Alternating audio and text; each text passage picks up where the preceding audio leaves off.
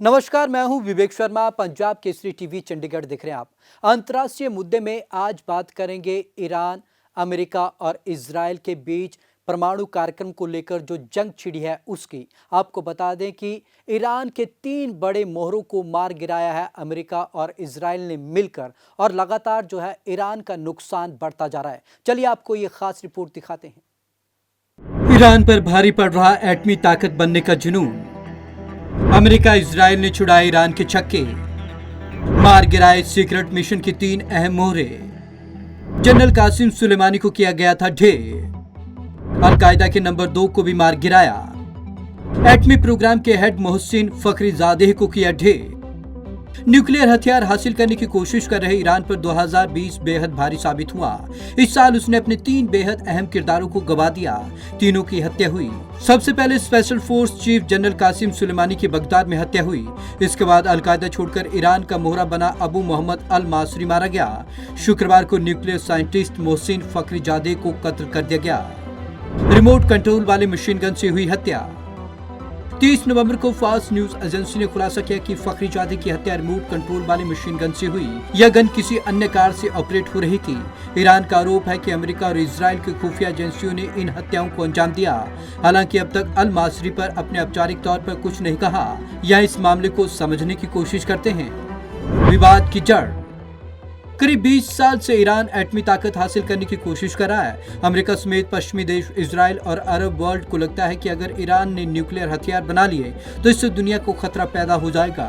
2010 में ईरान को रोकने के लिए UN securities council, European union और अमेरिका ने पाबंदियां लगाई। 2015 में ईरान का इन शक्तियों से समझौता हुआ। ज्यादातर पाबंदियों से उसे राहत मिली। जनवरी 2020 में अमेरिकी राष्ट्रपति ट्रंप ने समझौता रद्द कर दिया। ईरान पर सख्त प्रतिबंध लगाए। ये कोरोना दौर में भी जारी है। एटमी शक्ति बनने का जुनून। 2 महीने पहले international atomic energy agency IAEA ने एक रिपोर्ट जारी की थी। इसमें बताया गया कि ईरान के पास इस वक्त 2105 किलोग्राम एनरिच यूरेनियम है। अंतर्राष्ट्रीय नियमों के मुताबिक यह 300 किलोग्राम से ज्यादा नहीं हो सकता। ईरान ने दावा किया कि उसके पास लेटेस्ट सेंट्रीफ्यूज भी है जो यूरेनियम को एनरिच करते हैं। एनरिच यूरेनियम ही न्यूक्लियर एनर्जी या एटमी हथियार बनाने के काम आता है। हालांकि एक्सपर्ट मानते हैं कि ईरान अब भी एटमी ताकत बनने से बहुत दूर है, क्योंकि उसके पास बाकी तकनीक नहीं है। ईरान से किसको क्या दिक्कत?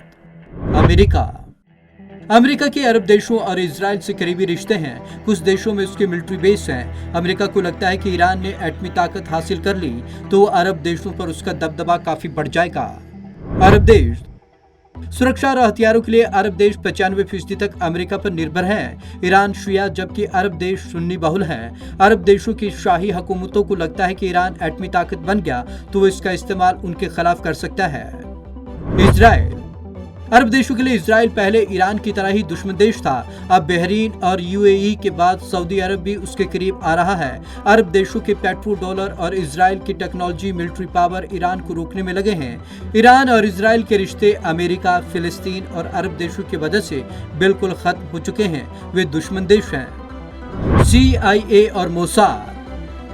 ईरान का आरोप है कि अमेरिकी खुफिया एजेंसी CIA और इजराइल की खुफिया एजेंसी मोसाद मिलकर उसे कमजोर करने की साजिश रच रहे हैं। न्यूयॉर्क टाइम्स ने हाल ही की 2 रिपोर्टों में इसका खुलासा भी किया था। 3 कत्ल कौन, कब और कैसे मारा गया? जनरल कासिम सुलेमानी ये ईरान की स्पेशल फोर्स के कमांडर इन चीफ थे। ईरान जनता के बीच राष्ट्रपति हसन रूहानी से ज्यादा लोकप्रिय थे।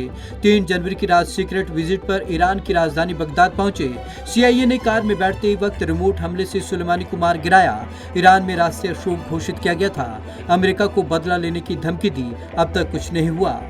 अबू मोहम्मद अल मासरी अल-कायदा के नंबर 2 था। तेहरान के हबीब दाऊद के नाम से छिपा था। लादेन का समधी था।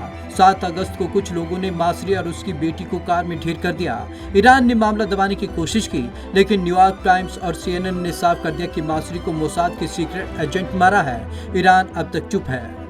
मोहसिन फखरीजादेह ईरान के एटमी प्रोग्राम के हेड थे। 27 नवंबर को तेहरान में कुछ लोगों ने उन्हें कार में मार गिराया। ईरान का आरोप है यह काम मोसाद ने किया है। 2010 से 2012 के बीच ईरान के 4 और न्यूक्लियर साइंटिस्ट मारे गए। ये सभी मोहसिन के सहयोगी थे। अमेरिका और इजराइल अब तक मोहसिन की हत्या पर कुछ बोलने को तैयार नहीं है।